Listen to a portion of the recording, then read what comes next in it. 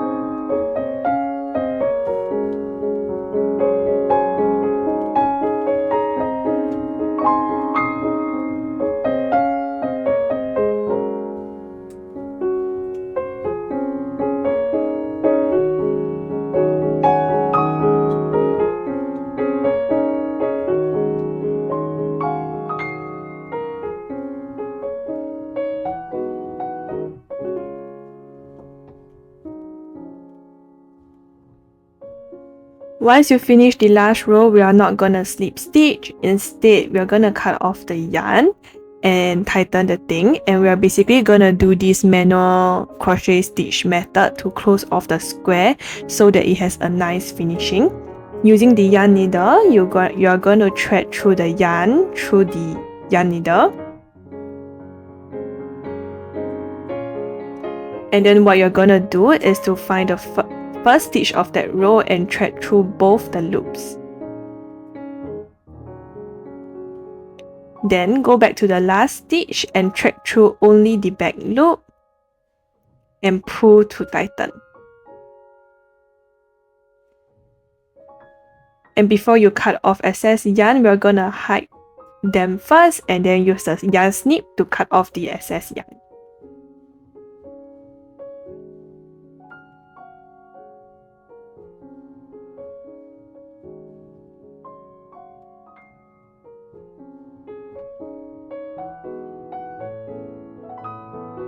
You will need to do 5 in brown for the cake and 4 in beige for the cream. Recall that we only have 5 layers in the cake consisting of thin and thick layers. And so one granny square like this is essentially the thin layer. And to make the thick layer, you will have to stitch up 2 squares together using slip stitch like this. Before we start crocheting the slip stitch, what I like to do is to use the clip to clip both the thin layers together so that I can align the stitches better, and when I slip stitch later, it will be much easier.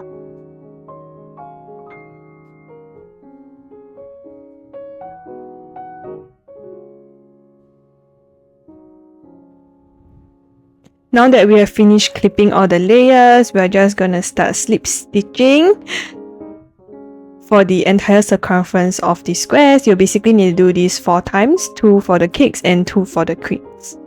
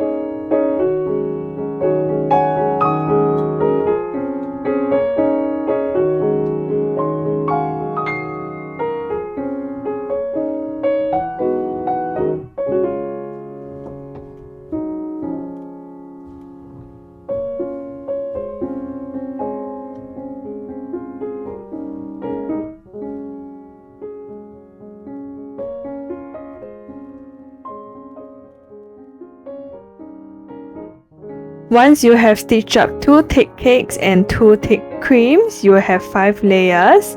Stack them up in this way from the bottom up. It will be thick cake, the cream, the thin cake, which is just 1 granny square, the cream, and then the thick cake. To prepare the whipped cream, use the white yarn and crochet magic ring followed by 8 double crochet and end around with slip stitch.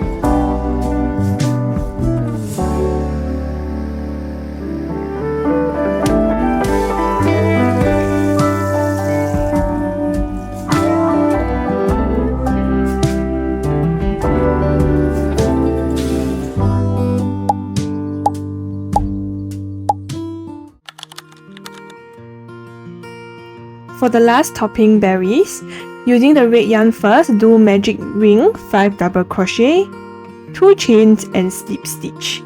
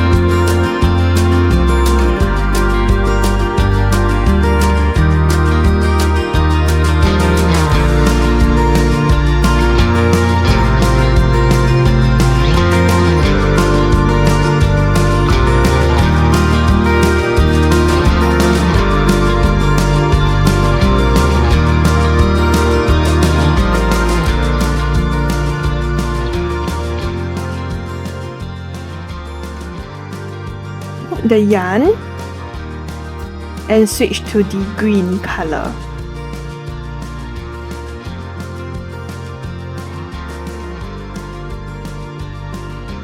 Starting from the first chain, we are going to make 5 incomplete single crochet stitches and pull the yarn through all of them to get these cute little berries.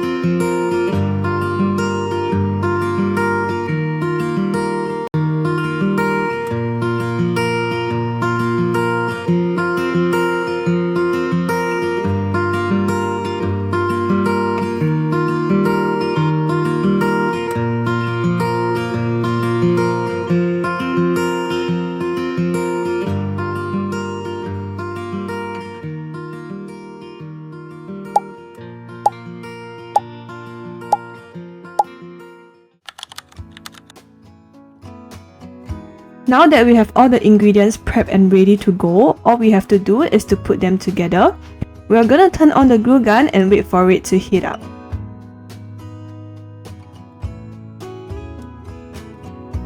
Once your glue gun is heated up, we are first going to glue the cake together. Focus on gluing in the middle so that the glue wouldn't ooze out. And once that is done, then we will glue the whipped cream and the berry on top of the cake.